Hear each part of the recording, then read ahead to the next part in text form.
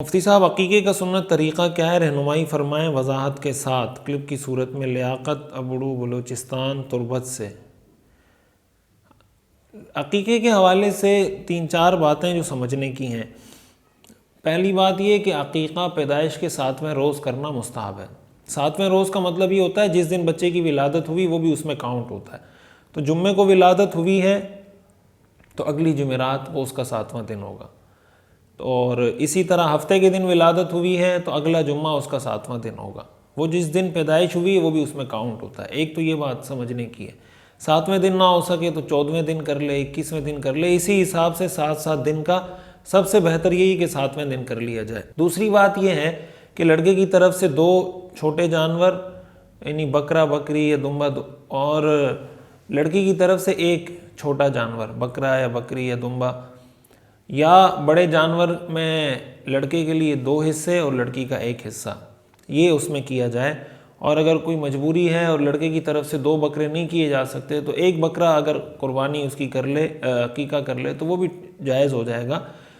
حضور صلی اللہ علیہ وسلم کا جو طرز عمل ہے، جو آپ کی سنت ہے، حضرت حسن اور حضرت حسین رضی اللہ تعالیٰ عنہما کے لیے تو آپ نے دونوں کی طرف سے 2 مینڈھے ذبح کروائے تھے، 2 دمبوں کی آپ نے عقیقہ کیا تھا۔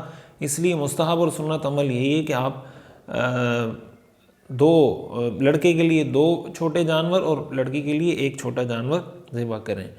دوسری بات عقیقے کے حوالے سے یہ ہے کہ عقیقے کا سارا گوشت آپ خود گھر میں بھی رکھ سکتے ہیں، اور اچھی بات ہے 3 حصے کر لیں جیسے قربانی میں کرتے ہیں تو بہت اچھی بات ہے۔ وہ چاہے آپ بریانی پکا کے لوگوں کو کھلاتے ہیں، خود کھا لیں، لوگوں میں کچا گوشت تقسیم کر لیں، اس کی آپ کو اجازت ہے۔ ایک بات اس میں یہ سمجھنے کی ہے کہ عقیقے کے جانور کی بھی وہ شرائط ہیں جو قربانی کے جانور کی ہیں، وہ جو آپ کو اس کی تفصیل معلوم ہی ہوگی کہ اگر بڑا جانور گائے بیل ہے تو وہ کم از کم 2 سال کا ہو، اور چھوٹا جانور ہے تو کم از کم 1 سال کا ہو، اور جو شرائط ہیں کہ ایسے عیوب نہ ہو جو بہت زیادہ یعنی برے محسوس ہوتے ہیں، برے سمجھے جاتے ہوں، ایسے عیوب سے، ایسی خامیوں سے، ایسی بیماریوں سے وہ پاک ہو۔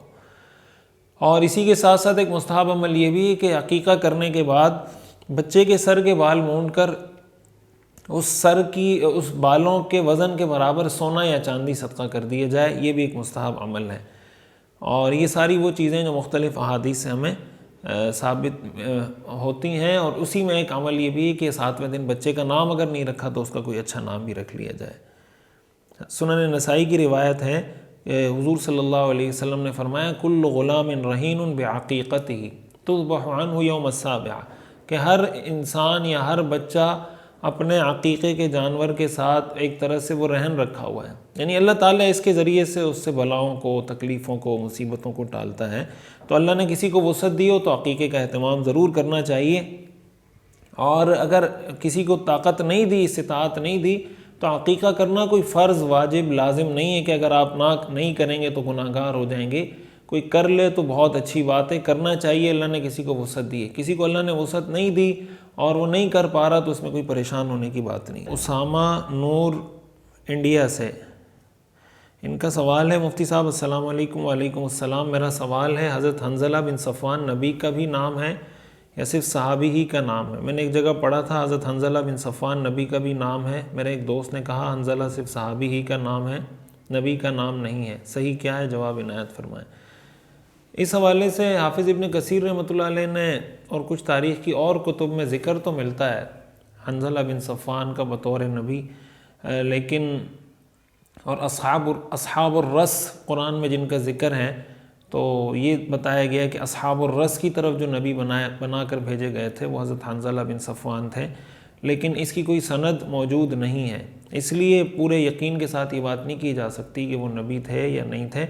ہمارے لیے یہ اہم نہیں ہے، ہمارے لیے اہم یہ ہے کہ جتنے بھی اللہ کے نبی، جتنے بھی اللہ کے رسول ہیں، ہم سب پر ایمان لاتے ہیں، سب پر ہمارا ایمان ہے۔ لا نفرق بین احد من رسلی، سب ہمارے ایمان کا حصہ ہیں، ہمارے عقیدے کا حصہ ہیں، اور صحابی تو ہیں حضرت حنظلہ رضی اللہ تعالیٰ عنہ۔ اور باقی ایک گزارش آپ سے یہ کہ اس طرح کے بحث مباحثوں میں آپ حضرات نہ پڑھیں، جو کرنے کے کام ہے نا وہ کریں۔ آپ کو اگر اس کا پتہ چل بھی جائے، نہ بھی چلے تو کوئی اتنا بڑا مسئلہ نہیں ہے۔ ایک تو یہ نا جنرل نالج کے طور پہ آپ کسی سے شیئر کریں. یہ جو آپ نے لکھا ہے کہ اس طرح کے مواقع پر بحث مباحثہ شروع ہو جاتا ہے, پھر جناب آوازیں تیز ہو جاتی ہیں, پھر ایک دوسرے کو برا بھلا کہنا شروع کر دیتے ہیں. تو کوئی پازیٹیو کام کریں جس سے آپ کو دنیا یا آخرت کا کوئی فائدہ ہو رہا ہو.